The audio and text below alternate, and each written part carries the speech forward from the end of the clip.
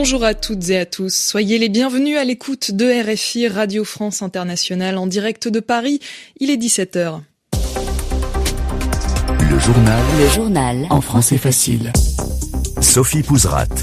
16h en temps universel, nous sommes le mercredi 25 février. Voici les titres de cette édition. Le chancelier allemand est à Pékin. Friedrich Merz est en visite en Chine pour tenter de renouer les liens avec son ancien partenaire commercial. Mais des points de désaccord demeurent entre les deux pays. 2,5 tonnes de drogue saisies au Cameroun à l'aéroport de Douala, c'est un record. Les résultats d'analyse montrent qu'il s'agit de tramadol et de cocaïne. En France, après la démission de Laurence Descartes, un nouveau président est nommé à la tête du musée du Louvre. On en parle tout à l'heure dans ce journal. On démarre cette édition en Chine avec la visite du chancelier allemand Friedrich Merz. Le dirigeant de l'Allemagne effectue sa première visite à Pékin depuis son arrivée à la tête du gouvernement au mois de mai de l'année dernière. Pour cet ancien homme d'affaires, c'est l'occasion d'aborder les questions commerciales avec Pékin. La Chine était un partenaire privilégié de Berlin il y a encore quelques années, mais aujourd'hui elle est devenue un redoutable concurrent pour son industrie. Les précisions de Daniel Vallot.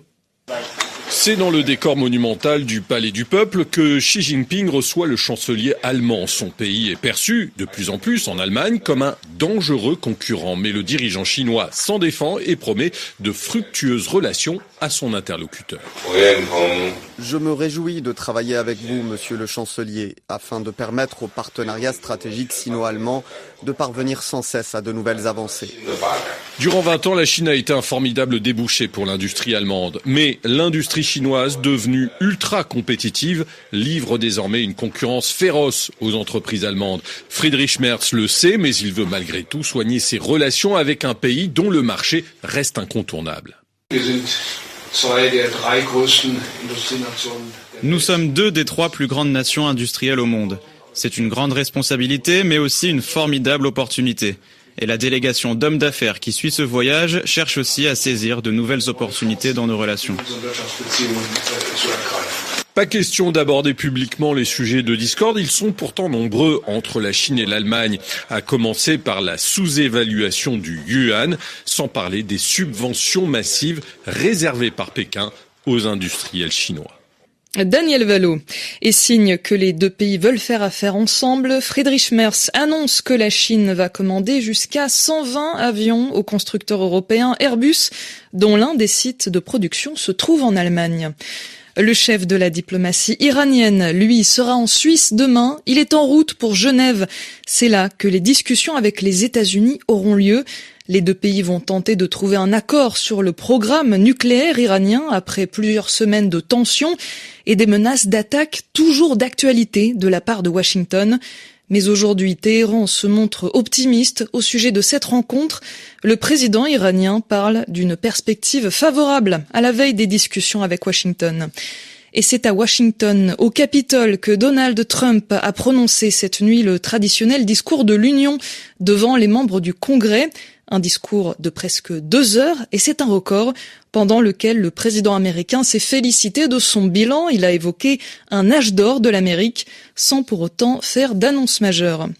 À l'écoute de RFI, il est 17h04 au Cameroun, où une saisie record de drogue à l'aéroport de Douala fait la une de l'actualité. Près de 2,5 tonnes de drogue, de la cocaïne et du tramadol, qui étaient dissimulés dans des fûts en plastique, c'est-à-dire des tonneaux, et des cartons, et que les trafiquants ont tenté de faire passer pour des fournitures médicales. La marchandise était répartie dans 6 cargaisons, transportées par une compagnie européenne et une compagnie africaine.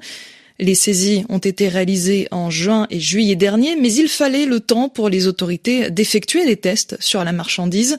Les enquêteurs viennent de confirmer le contenu des colis, Amélie Tullet. 1 tonne de cocaïne venue d'Allemagne via Brussels Airlines et 1,5 tonnes de comprimés de tramadol en provenance de l'Inde et du Soudan du Sud, arrivés par des vols éthiopiens. Du jamais vu pour le capitaine Gabriel Ngafor, commandant de subdivision des douanes à l'aéroport de Douala. Des saisies rendues possibles grâce à une collaboration avec les douanes françaises. Plus précisément, l'attaché douanier à l'ambassade de France à Dakar, avec qui nous partageons énormément d'informations. Et nous avons monté le dispositif de ciblage et de tracking à la suite de la saisie des 200 kilos, le dispositif n'a pas été démonté jusqu'à cette saisie. Au total, une valeur estimée à 50 milliards de francs CFA. Des expéditeurs à Hambourg, Djouba et New Delhi, des importateurs à Douala, des trajectoires inhabituelles qui interrogent le capitaine Gafford. Quand on a une telle quantité qui entre au Cameroun, ça veut dire qu'il y a certainement des consommateurs ou des resellers. Il y a un réseau de trafiquants à démanteler au Cameroun, une cargaison de cocaïne venant de l'Europe. C'est quand même une curiosité à bien vérifier. Il y a des arrestations qui ont été effectuées. Et de l'autre côté, en amont, il y a certainement également beaucoup de travail à faire. L'enquête est en cours. Les interpellations concernent des ressortissants camerounais. La drogue, elle, doit être remise à la justice et en principe détruite. Les explications d'Amélie Tullet. Dans l'actualité française, à présent, les députés votent cet après-midi sur la création d'un droit à l'aide à mourir. Cette réforme sociale est au cœur du débat public depuis plusieurs années. Le texte de loi a été largement adopté en première lecture, mais des points de désaccord subsistent et pourraient faire basculer le vote. Si le texte est à nouveau adopté par l'Assemblée nationale, il devra continuer son parcours législatif vers le Sénat. Toujours en France, le célèbre musée du Louvre a déjà un nouveau président. Après la démission hier soir de Laurence Descartes, fermement poussée vers la sortie depuis le braquage du Louvre en octobre dernier, un nouveau dirigeant a été désigné, Christophe Leribaud. Sa nomination devrait être officialisée à l'issue du Conseil des ministres. Bonjour Léa Boutin-Rivière. Bonjour à toutes et à tous. Christophe Leribaud, une figure déjà bien connue des institutions culturelles. Oui, son parcours est déjà très riche. Il est passé par le musée Carnavalet et le Louvre où il était conservateur, c'est-à-dire qu'il devait entretenir et enrichir les collections du musée. Puis il a été le directeur du Petit Palais où son travail a été salué. Et depuis 2024, il occupait un poste recherché, celui de président du château de Versailles. Il franchit donc encore une étape en devenant le directeur du musée le plus fréquenté du monde. Mais sa mission risque de ne pas être reposante. Car Christophe Leribaud a été nommé pour améliorer la sécurité du musée et surtout apaiser la situation avec le ministère de la Culture. Le climat est devenu très tendu au Louvre ces derniers mois, particulièrement à cause du cambriolage, c'est-à-dire du vol, de l'été dernier pendant lequel des joyaux, des bijoux de très grande valeur ont été volés. Christophe Leribaud devra également dialoguer, discuter avec ses équipes, car là aussi, la situation est tendue. Les travailleurs du musée du Louvre sont souvent en grève depuis la mi-décembre. En bref, à peine nommé, l'agenda du nouveau directeur est déjà bien chargé. Merci beaucoup Léa Boutin-Rivière.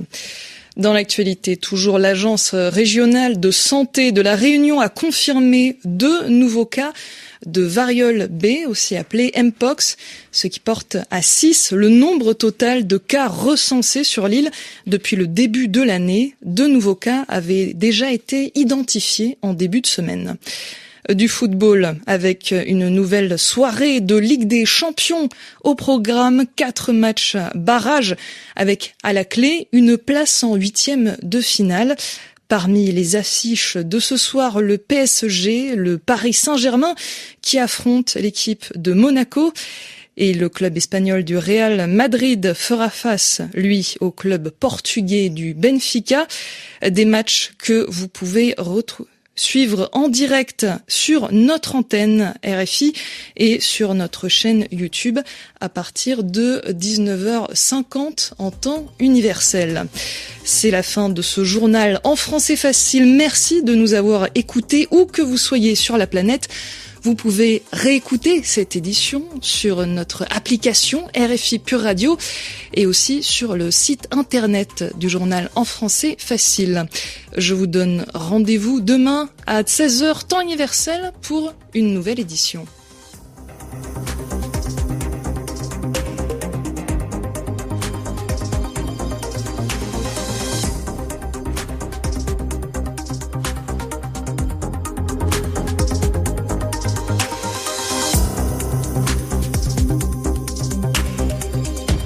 Et à présent, dans quelques secondes, vous allez retrouver l'émission Radio Foot avec Annie Gasnier. Bonsoir Annie. Bonsoir.